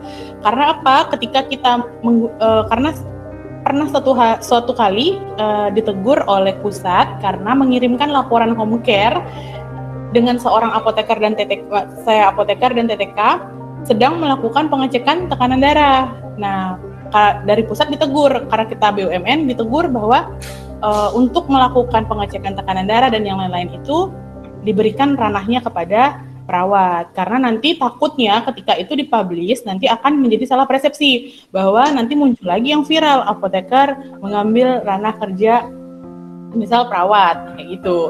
Jadi kalau misalnya itu yang tadi untuk memilah-milah itu tergantung lagi apoteknya mau gimana. Apakah anak kecil saja yang dilakukan home care atau misalnya lansia atau misalnya nggak usah lansia deh, pokoknya semua pasien yang punya penyakit komplikasi kita lakukan home care. Nah, itu kembali lagi ke manajerial apoteknya mau kayak gimana. Gitu aja sih, Pak. Ya. Ya, berarti memang kita ada kriteria-kriteria tertentu ya yang ditetapkan ya, yang urgent ya. Nah, dan juga tadi kata kunci yang penting adalah terkait dengan wewenang. Nah, terkait wewenang, sehingga beberapa kali memang profesi kita itu apoteker sering juga menjadi sorotan ya. Nah, sampai ke media, sampai viral, misalnya kemarin terkait dengan wewenang memberikan surat keterangan, keterangan COVID misalnya. Ada juga terkait dengan wewenang melakukan pengecekan tekanan darah dan sebagainya. Nah, itu juga menjadi sorotan-sorotan lah. Jadi begitu ya. Jadi memang beberapa profesi kesehatan itu seperti ada irisan. Nah, irisan-irisan ini yang berpotensi untuk bersinggungan dengan hak dan wewenang profesi yang lain. Nah, gitu ya. Beberapa itu nanti ketika menjalani akan ketemu seperti itu. Makanya dalam praktek kefarmasian yang sudah disampaikan oleh tadi apoteker Artika Mitasari di awal itu ada drug management cycle ya. Drug management cycle mulai dari selection, procurement, distribution and use. Nah, di dalamnya ada manajemen support ya. Nah, ada finansial, SDM, organisasi dan sebagainya tadi. Itu dibingkai oleh legal and policy framework. Nah, itu yang penting. Jadi ternyata pekerjaan kita itu tadi yang DMC dan ada manajemen supportnya itu dibingkai oleh legal and policy framework. Artinya kita bekerja dalam bingkai peraturan perundang-undangan yang berlaku. Nah, satu kaki kita memang ibaratnya ke surga, satunya memang ke neraka atau ke penjara. Nah, gitu. Karena tadi ada sesuatu yang bingkai. Nah, selain tadi ada bingkai legal and policy framework atau peraturan perundang-undangan yang berlaku, kita juga dibingkai oleh etika gitu. Mungkin kita memiliki hak dan wewenang, tapi bisa jadi misalnya dalam hal merubah obat gitu ya. Walaupun misalnya berdasarkan PP 51 pasal 24B, apoteker boleh mengubah obat generik, obat dengan merek obat dengan obat yang lain ya, obat generik ya. Nah, yang isinya sama gitu diperbolehkan, tapi kita juga ada etika. Jadi ada kode etik apoteker Indonesia, baik itu terhadap sesama sejawat apoteker, kepada nakes lain gitu ya, juga kepada pasien, termasuk menjaga kerahasiaan dan sebagainya. Mungkin itu beberapa hal lah yang soft skill yang memang penting untuk kita miliki. Nah, mungkin karena waktu. Nah, banyak sekali pertanyaan, tapi di sini saya ambil dua pertanyaan terakhir saja ya, Nah, kemudian pertanyaan tersebut adalah yang pertama ya, biasa di lapangan kita juga sering ya di dalam memberikan pelayanan, ada pasien yang sedikit memaksa ingin membeli ataupun ya membelilah ya sejumlah obat tertentu, misalnya obat-obat keras tertentu. Nah, ataupun obat yang memiliki efek samping yang agak lumayan ya. Nah, gitu. Di sini penanya bilang repot, efek sampingnya repot gitu. Yang indikasinya takut disalahgunakan. Nah, apakah kita harus melayani? Sementara itu ada kaitannya juga dengan omset, dengan profit. Kadang juga pasien kalau ditolak terus dia merajuk ya, nggak mau datang lagi. Bla bla bla, banyaklah alasan-alasan. Jadi pertimbangannya bagaimana kira-kira ini? Nah, apakah tetap dilayani atau ditolak dengan tegas atau bagaimana? Nah, silakan dari apoteker Artika Mitasari, silakan bagaimana tanggapannya? Jadi pasien itu datang memaksa membeli obat tertentu, yang efek sampingnya itu bisa disalahgunakan. Bisa jadi disalahgunakan. Ya. Kalau untuk obat-obat yang dalam pengawasan itu kan harus resep. Nah, jadi kita minta aja ada resepnya atau enggak. Kalau enggak ada, mohon maaf kita nggak bisa kasih. Kalau untuk obatnya itu ternyata bisa dibeli bebas tanpa resep, kita lihat juga lagi jumlahnya. Kalau hanya satu keping, kalau saya tuh mega artis ya, ini di depan nih, kita melihat bagaimana katakannya dari itu, terus dilihat obatnya jenisnya kayak gimana, obatnya apa, apakah kalau beli satu keping itu masih bisa, atau kalau misalnya beli banyak itu kita nggak bisa. Terus kalaupun itu ya kita bilang aja biasanya obatnya kosong, kayak gitu, ambil amannya sih kayak gitu, biasanya kita bilang obatnya kosong. Nah, kalau enggak kita alihkan ke obat lain seperti yang tadi dijelaskan sama Kak Mita. Kita coba, kenapa enggak obat yang ini aja Bang, atau Pak gitu, obat ini lebih aman dan bisa dipakai, biasanya kayak gitu. Bisa kita coba alihkan ke obat lain yang kayaknya kecil sekali untuk disalahgunakan. Oke. Kalau tanggapan apoteker Ramita bagaimana? Secara garis besar sama sih Pak. Jadi kalau misalnya untuk beberapa obat yang memang perlu penanganan khusus kayak misalnya OOT atau memang obat-obat psikotropik, misalnya mau beli bebas itu memang diedukasi ke pasien kalau obat-obat tersebut memang punya kriteria khusus, di mana kalau misalnya kita pengen beli itu harus ada beberapa administrasi yang dibawa, kayak misalnya resep aslinya, dan harus lengkap juga resep asli. Biasa lebih ke edukasi ke pasien bahwa obat-obat tersebut memang tidak bisa dibeli bebas. Sama halnya kalau misalnya memang biasa kita karena tadi profitnya bagaimana, ya tadi communication skill-nya. Di situ peran siapapun, mau itu TTK maupun apoteker, mensubstitusi ke produk yang lain. Sehingga pernah juga terjadi bersikeras, sampai mungkin pernah pasti juga disumpahin entah apa, itu ya anggap saja musibah di hari itu. Ya, musibah ya, karena memang kita bekerja sesuai dengan koridornya saja. Kalau memang aturannya nggak boleh ya jangan. Kecuali memang berani mengambil resiko, itu kembali lagi ke individu. Kalau memang berani mengambil resiko ya silahkan. Tapi kebanyakan apoteker itu akan mengikuti aturan yang sudah ditetapkan dari undang-undang maupun Permenkes dan Balai POM. Karena Balai POM lah yang ditakuti oleh apoteker. Oke, pertanyaan terakhir mungkin ya. Nah, ini sebagai pertanyaan penutup untuk hari ini ya. Nah, ternyata peserta PKL ini ada juga yang ingin menanyakan terkait membuka apotik. Nah, bagaimana nih? Di sini ditanyakan surat-surat apa yang perlu dipersiapkan, ditujukan kemana.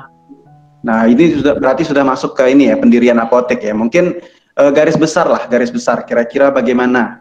Nah, pertama tanggapan dari Apoteker Urai Mita dulu dari Kimia Farma, dipersilakan. Nah, kalau saya sendiri Pak, karena dari awal lulus apoteker sampai sekarang itu memang bekerjanya di Kimia Farma, jadi kita tuh udah segala sesuatunya sudah disiapkan oleh pusat. Jadi apalagi sekarang kan untuk melakukan pendirian apotik itu lebih ribet dibandingkan dengan tahun-tahun yang lalu kan. Banyak sekali surat menyurat serta harus mengisi online apa sih namanya, lupa. OSS ya, OSS. OSS itu, apalagi kalau misalnya untuk apotik yang non BUMN itu ribet sekali ngisi OSS-nya. Biasa terakhir konsultasi sama teman itu sampai harus nyari orang yang udah pernah ngisi OSS. Jadi tahapan-tahapannya tuh pertama pasti kalau mau bangun apotik adalah studi kelayakan dulu. Studi kelayakan dalam artian kita melihat tempat yang akan kita bangun apotiknya tuh bagus nggak? Semisal di Danau Sentarum, gimana nih traffic orangnya, kompleknya ramai atau tidak, komplek perumahannya dalam kalangan atas, menengah atau ke bawah. Karena kalau versinya KF ya, jadi kita tetap melakukan studi kelayakan. Semisal KF mau buka contoh di Ayani 2 yang baru kita di Ayani 2. Kita melakukan studi kelayakan, jalan di sana 2 arah atau tidak. Antara jalan yang mau menuju Spadio itu belokannya berapa meter dari jarak apotik yang mau kita buka. Komplek perumahannya masuk ke kalangan atas, menengah atau ke bawah. Dekat sekolah atau tidak, dekat rumah sakit atau tidak. Jadi banyak pertimbangan-pertimbangan. Setelah studi kelayakan itu dilakukan, kita menganalisa omset. Jadi misalnya dari kalangan banyak perumahan karena di Ayani 2 itu deretannya adalah perumahan menengah ke atas, kita menganalisa omset. Dari 1 bulan itu, ketika kita bangun apotek di situ akan mendapat omset berapa? Karena memang kita dari pusatnya memang menerapkan harus di atas 150, berarti mau tidak mau harus sejumlah sekian, dengan menganalisa dengan berbagai macam strategi. Kita bikin, kemudian diajukan ke pusat. Kalau untuk Kimia Farma diajukan ke pusat, sama halnya mungkin kita kalau misalnya di apotek reguler mungkin nanti sama Kak Mita yang menjelaskan. Kalau misalnya di Kimia Farma itu kita ajukan ke pusat, nanti pusat misalnya ada revisi sampailah jadi bahwa boleh dibuka apotek, barulah segala sesuatu OSS, terus beberapa surat-surat itu. Amannya Kimia Farma adalah kita sudah disiapkan oleh pusat. Jadi pusat langsung mengirim ke pharmaceutical manajernya. Jadi kita nanti langsung tinggal kirim ke dinas kesehatan. Jadi ibaratkannya terima bersih lah untuk mengurus segala OSS dan yang lain-lain. Nah itu nanti baru tinggal kita ajukan ke dinas kesehatan, biasa kayak gitu. Nanti tinggal nunggu kunjungan. Kalau untuk secara garis besar Apotek Kimia Farma tuh gitu Pak, karena kita retail, jadi segala sesuatunya itu memang diurusnya langsung dari pusat. Ya. Oke, mungkin gambaran dari yang reguler dari Apotek Amanah mungkin punya pengalaman terkait itu, bisa dibagi sedikit, silakan. Kalau menurut saya, kalau mau buka apotek itu cuma 2 aja perlunya. Modal, apoteker. Oh, sekarang TTK, Ding. Sorry, 3 berarti. Modal, apoteker, TTK. Kalau 3 itu udah ada, baru ke tahap selanjutnya. Seperti yang tadi, lokasi, terus karyawannya mau berapa, model kayak gimana, desainnya, layoutnya. Kalau masalah surat-surat itu nanti bisa ditanyakan di, kalau dulu sih saya namanya BP2T, Badan Perizinan. Masalah surat ini selalu berubah. Antara 5 tahun lalu waktu awal Apotek Amanah buka sampai yang kemarin perpanjang izin itu ada perbedaan. Yang kata kami tadi bilang ada OSS, sekarang sistemnya online, jadi lebih detail informasi yang diminta sama badan perizinan. Kalau dulu kan mungkin hanya detail sekali sampai modalnya berapa, karyawannya ada berapa, itu karyawannya itu siapa-siapa aja, apakah tenaga teknis kefarmasian, apakah apoteker, ataukah lulusan apa, itu ditanya semuanya, apakah punya BPJS, pokoknya detail sekali yang sekarang OSS. Jadi makanya kenapa mungkin ada yang bilang itu lebih ribet, karena informasi yang diminta sama badan perizinan itu lebih banyak. Terus surat permohonan itu nanti ada di BP2T semuanya diminta, nanti apa detail-detailnya nanti kita ngurus di LH, masalah limbah itu nanti juga di BP2T semuanya, nanti persyaratannya dijelaskan nanti gitu. Nanti kalau udah izin apotek, udah ngurus izin apotekernya gitu. Oke, mungkin demikian ya tadi dari awal ya, sudah didengarkan materi sampai diskusi dan tanya jawab. Ya, selanjutnya sebelum kita tutup ya, kita memohon terkait dengan closing statement. Nah, mungkin ada sesuatu yang ingin disampaikan sebagai kata atau kalimat penutup ya dari narasumber sekalian. Nah, yang memberikan semangat, motivasi, dan segala sesuatunya lah untuk peserta PKL yang akan menjalankan praktek kerja lapangan di apotek, terutama dalam kondisi yang sekarang ya. Nah, kondisi pandemi seperti saat ini. Nah, silakan, boleh dimulai dari Apoteker Uraimita ya, dari Kimia Farma. Closing statementnya, silakan. Kalau untuk closing statementnya, mohon maaf agak ribut ya Pak, karena banyak ya. kecil di rumah.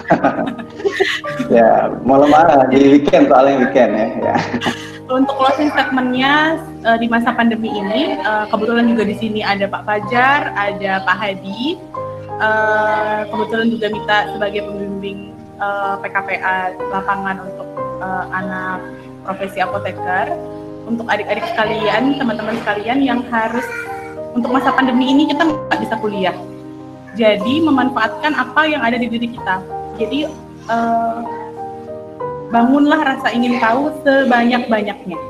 Itu yang sering kita bilang sama beberapa anak PKPA di baik yang D3 YARSI ataupun UNTAN, itu tadi membangun rasa ingin tahu yang sebanyak-banyaknya. Karena apa? Karena kita udah didukung dengan karena saya pernah di UNTAN juga, didukung dengan dosen yang luar biasa hebatnya, dengan gelar yang dipunya, dengan informasi dan pengalaman serta pendidikan yang luar biasa. Jadi kalau menurut Mita, tinggal bagaimana mahasiswanya, kitanya, kalian-kaliannya untuk mau menggali apa yang ada di dalam diri kalian masing-masing. Nantinya ketika kalian melanjutkan kuliah apoteker ataupun tidak, segala sesuatu yang sudah dibangun di S1 ketika dilanjutkan ke profesi apoteker dengan masa pandemi yang kita nggak bisa kuliah, bukan berarti hanya layeh-layeh di rumah, tapi harus apa sih yang harus saya kerjakan? Jangan ikut-ikutan yang kayak di Instagram apa, TikTok apa segala macam, nggak akan ada benefitnya ke depan. Karena apa yang akan terjadi di depan itu bagaimana kitanya di hari ini. Kalau hari ini yang kitanya malas, ya udah kedepannya juga akan malas terus. Tapi kalau di hari ini kita bangun rasa ingin tahu yang sebesar-besarnya, mau belajar sebanyak-banyaknya, insya Allah kedepannya itu segala sesuatunya akan dipermudah dan pasti karena saya merasakan sendiri itu pasti akan berguna di depan. Jadi hilangkan rasa malas, jangan malu bertanya, harus banyak rasa ingin tahu, jangan kecewakan orang tua yang sudah bayar kuliah mahal-mahal di farmasi. Gitu aja. Oke, terima kasih banyak ya motivasi, semangatnya, dan closing statementnya ya. Nah, sekarang kita tunggu-tunggu nih dari narasumber satu ya, Artika Mitasari. Mungkin ini punya tips yang lain nih. Nah, silahkan. Kalau saya sih manfaatkan kesempatan yang ada ini secara maksimal. Terlepas nanti di lapangannya apakah bakal online atau boleh ke apotik, itu teknis ya di lapangan. Yang pasti mumpung diberi kesempatan ini boleh terjun langsung ke apotik, itu dimanfaatkan benar-benar. Karena setahu saya tidak semua S1 farmasi itu memberikan kesempatan mahasiswanya bisa langsung terjun ke lapangan. Jadi nanti biar ada gambaran, benar ya kata Pak Is tadi, biar ada gambaran nanti begitu keluarnya, terlepas lanjut apoteker atau tidak, jadi sudah ada bekal. Karena sebanyak saya temukan tidak sedikit juga mahasiswa itu yang nyangkut di S1 belum lanjut apoteker, mau cari kerja dulu. Nah, cari kayak gitu tuh. Jadi akhirnya melamar di apotik. Dan kami sebagai orang apotik, ketika kalian punya pengalaman, itu pasti beda pertimbangannya dengan yang tidak punya pengalaman. Jadi kalau dari saya manfaatkan benar-benar, tanya seperti tadi yang kata Kak Mita itu, cari tahu, mau tahu aja apa aja lah, terserah pokoknya tentang perapotikan, nanti silahkan ditanyakan ke pembimbing apotiknya masing-masing kayak gitu. Oke ya. Ya. Jadi demikian tadi ya closing statement dari dua narasumber kita, dan juga kita lihat di sini ada beberapa dosen juga yang bergabung bersama kita ya, sudah melihat acara kita tadi. Selain Pak Fajar, tadi ada Pak Is sudah keluar ya, ada Pak Akib juga dan Bu Betty ya. Nah, itu memberikan semangat untuk kita semuanya nih. Nah, ada Pak Soma juga tadi. Ada Pak Soma juga. Oh, ada Pak Soma juga ya. Mungkin dari Pak Fajar ada yang ingin disampaikan, Pak Fajar? Oke ya. Ya. Dari saya sih semangat kepada semua peserta ya. Terima kasih dulu pada narasumber yang sudah bersedia. Walaupun kondisi seperti ini, para peserta harus tetap semangat. Kami tetap mengupayakan ya secara maksimal agar kalian, pasti kalian pengen turun ke lapangan lah ya, pengen ya, karena kompetensinya kan utamanya ada di sana ya. Ya minimal melihat rak obatnya gitu ya, menghafal obatnya, melihat pelayanan di sana gitu ya. Kami akan tetap upayakan itu ya, akan tetap di follow up ke pihak dekanat. Bukan maunya kami seperti ini, tapi memang dari Untan sendiri tidak mengizinkan adanya mahasiswa turun ke lapangan. Ya, jadi kalaupun tempat PKL-nya mengizinkan, dari Untannya tidak mengizinkan. Nah, ini yang masih dilema kita ya. Walaupun kami tahu ya, pasti kalian pengen sekali ya karena pengalamannya didapatkan di sana. Tapi nanti walaupun mungkin semoga saja di hasil follow up kita suatu saat dibolehkan gitu ya. Mungkin nanti di akhir Juli mungkin pandeminya sudah mulai turun ya kan. Dan rektor atau dekan punya kebijakan sendiri ya, siapa tahu ya, kita berdoa saja. Tapi sambil jalan ini ya kita upayakan semaksimal mungkin dari pembimbing lapangan juga, nanti kami mohon dengan sangat untuk memberikan gambaran yang betul-betul real ya, bahwa mungkin nanti bisa dikasih kasus ya kan. Nanti akan kami sampaikan lah saat sosialisasi dengan pembimbing di lapangan.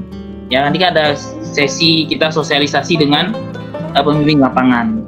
Gitu. Ini lagi tahap proses melobi apotik yang bersedia. Nah, nanti kan ada yang mungkin siapa tahu ada yang tidak bersedia, kita rombak lagi dan bagaimana nanti kita akan atur strateginya. Nanti setelah itu ada sosialisasi gitu kan, baru setelah itu kalian bimbingan. Nah, semoga saja itu ya, semoga saja kebijakan, ada perubahan kebijakan ya, yang sebenarnya menurut saya pribadi ya, kalau secara secara protokol kesehatan misalnya sebenarnya nggak masalah ya. Tapi ya inilah kebijakan ya, kita hanya pelaksana, jadi kita hanya mengikut saja, ya, mengikut kebijakan dari atasan. Berdoalah semoga ya, semoga tetap itu. Saya pesankan tetap semangat ya. Kalian ini kan angkatan yang kena pas kena COVID seperti ini ya. Jadi dari KKL tidak jadi KKL gitu ya.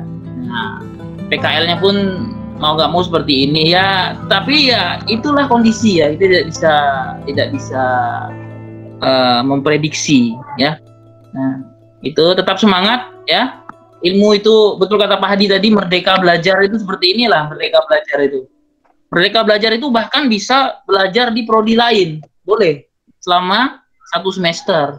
Kalian mau belajar di hukum, prodi ekonomi boleh.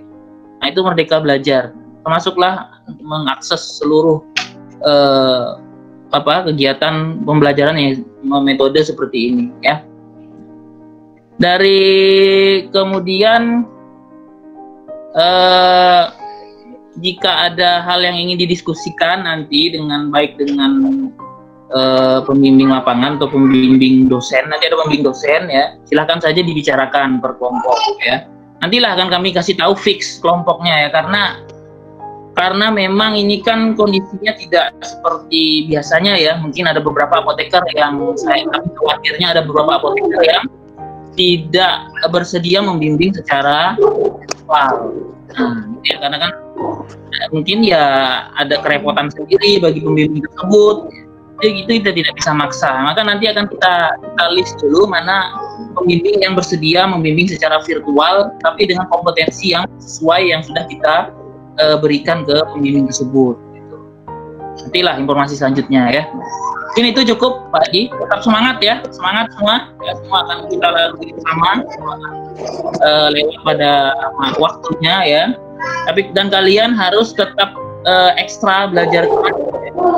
Artinya mencari kasus, mencari mungkin dari banyak cara untuk mendapatkan kompetensi atau ilmu yang sudah ditetapkan ya. Tetap semangat. Itu Pak Adi, saya kembalikan ke Pak Adi. Baik. Terima kasih. Ya. Terima kasih Pak Fajar atas arahannya. Nah, untuk kita semuanya juga terima kasih kami sampaikan kepada Bapak Ibu dosen yang sudah berkenan hadir ya pada acara kita pada hari ini, pembekalan PKL. Nah, selanjutnya juga kami ucapkan terima kasih tadi kepada narasumber ya.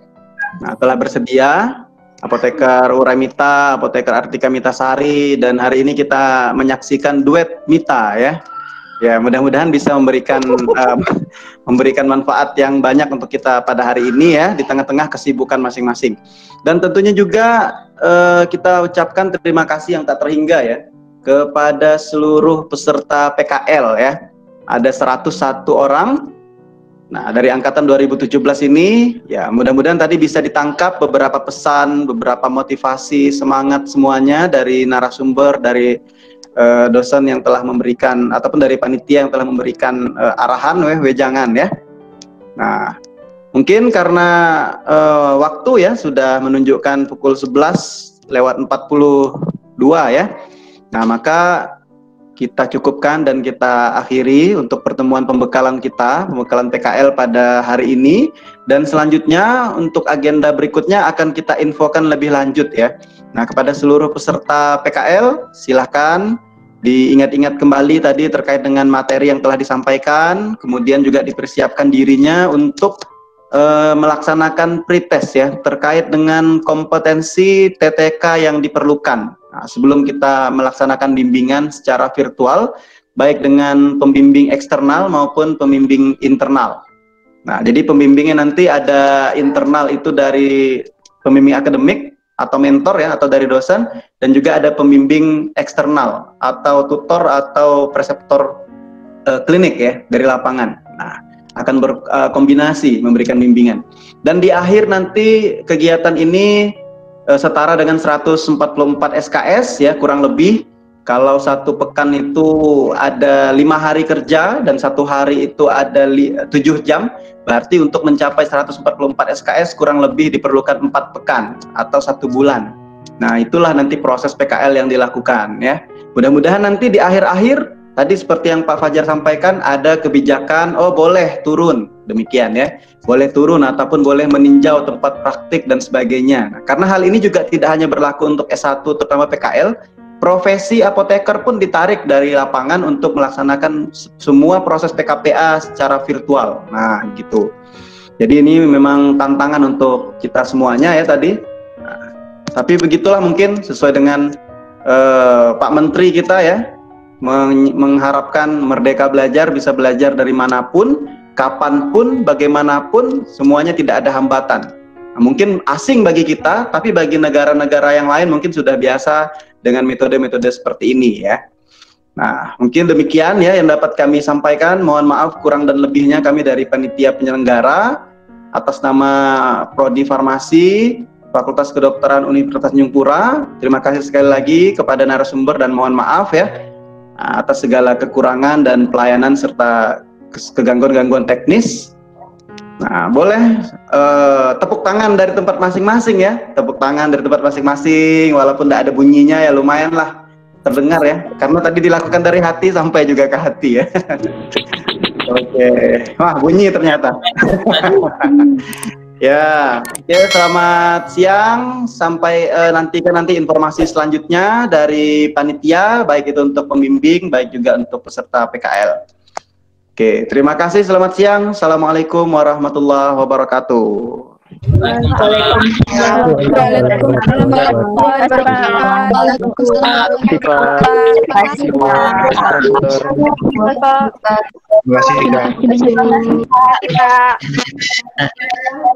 kasih.